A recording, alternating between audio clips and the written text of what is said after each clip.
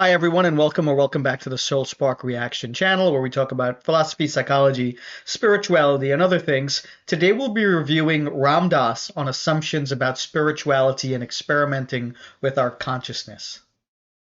Now, it's an interesting thing. What I face often is I'm out on a golf course and somebody comes up and says, "Aren't you Ram Dass?" I say, "Yes." "What are you doing playing golf?" I mean, there's a certain incompatibility, a dissonance in their mind. They have me in one category and they have golf in another category, which is kind of interesting in itself. And what I saw was that I was going to undertake golf the way I'm undertaking aging, as an experiment in consciousness. And I would learn and I would do the whole thing in that form. And also, I would bring the consciousness to the way I enjoyed the game of golf. Now, when I started to play, because my fellow that handles a lot of my gigs and manages and stuff like that is a very good golfer, he encouraged me to do this, and so I went to take lessons. Now, I wanted to start fresh, so I said, "How do you do? My name's Richard."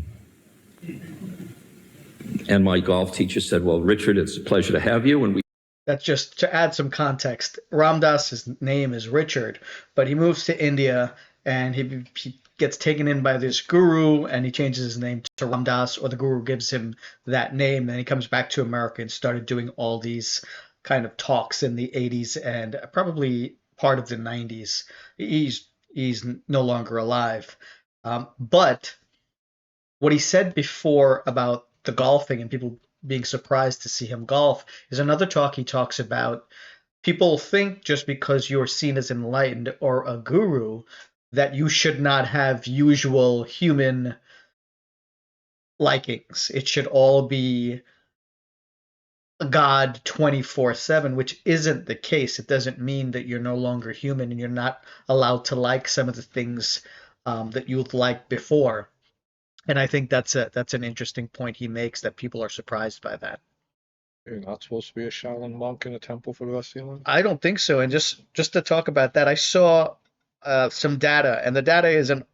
They don't let people interview them at these Shaolin temples and all that, but specifically like Buddhist monasteries, not necessarily Shaolin monasteries. Like 2/3 of them are ex-cons. So these are the people that are attracted to those places. It isn't people that are born to be Jesus. It's people that have experienced negativity in their life or have committed crimes, and now they want a way out of that. That's just what I've heard, and it kind of makes sense that those are the people that get attracted to um, that need the most discipline spiritually, is the people that maybe don't have all their stuff together. we started our games. And after about 6 lessons, she said to me once, "Richard, I'd like to introduce something new. Have you ever heard of meditation?"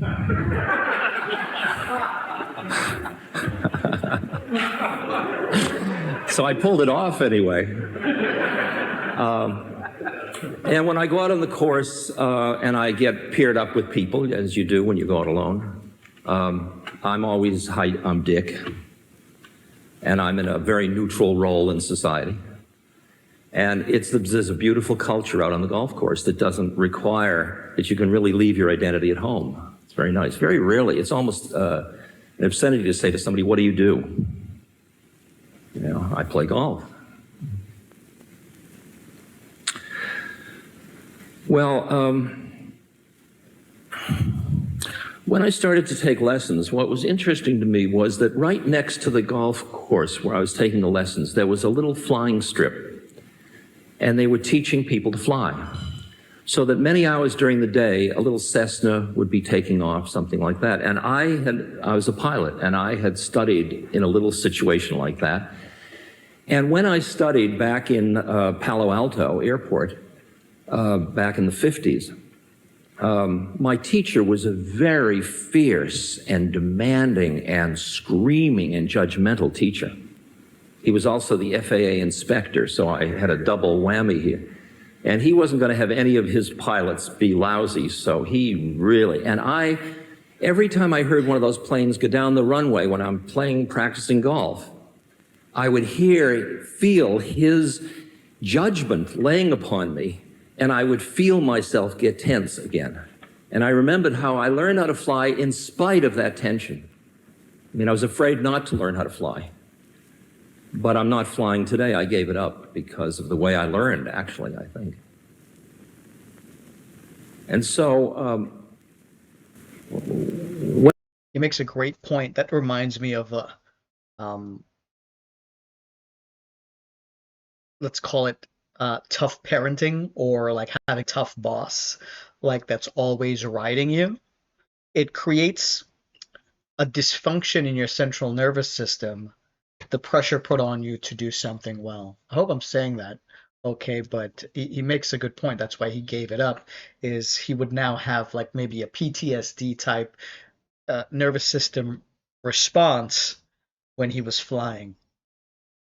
It makes sense. Makes, what the story sounds like. but I think, yeah, that isn't specific to him. I think that's just how the body responds to negative sort of, or let's say emotional stress that you can't quite handle. Think about people when they can't wait to retire. A lot of times, jobs aren't that kind to them. They're just like they can't wait to get it over with. So it's not like, oh, I can't wait to do other things. It's just I want to get away from that because I'm traumatized from it. Maybe, yeah. I'm sure that's a lot of people's motivations. They're not really aware of that, right? It's just they have to go through the motion. Yeah.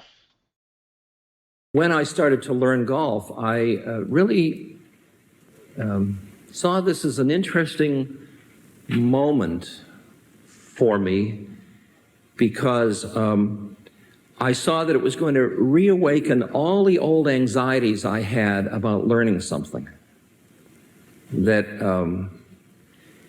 in fact, my PhD at Stanford here was around facilitating and debilitating anxiety, and how some people under stress of competition or pressure do better and some do worse. And it's very unfair to compare them in terms of their knowledge, because some people definitely tighten up and perform less well under stress. And the stress of a learning situation is certainly one of those situations where that can happen. And so one of the things I was going to be mindful of in the way I learned golf was where I was learning it from, and whether I had to recreate all the learning situations I'd had in elementary school and college and learning to fly, where it was always pitting myself against myself to learn this and to please someone. So he ends there. I didn't know where he was going to go with this, talking about, starting off talking about golf, but he's really talking about his personal experience. I'm sure most of the people in this world's experience of learning and having that, the infrastructure around learning is a competition, and some people just don't have this sense of, a strong sense of competition, and they tighten up when they have to learn something. So he's worried about golf invoking those same negative emotions in him. I didn't know where he was going to go with that, but it's a really interesting point. It took me till I was starting a master's degree, about 10 or 12 years back, to get over this, because for the first time I had a professor, the first thing he said, or one of the first things he said, was, this is not a competition. Where you start is different from where other people are starting. So this could be, this was a programming class. And he said there are some people that are just naturally great at it. Yeah, that's their starting point. So they have to maintain that or do a little bit better to get an A.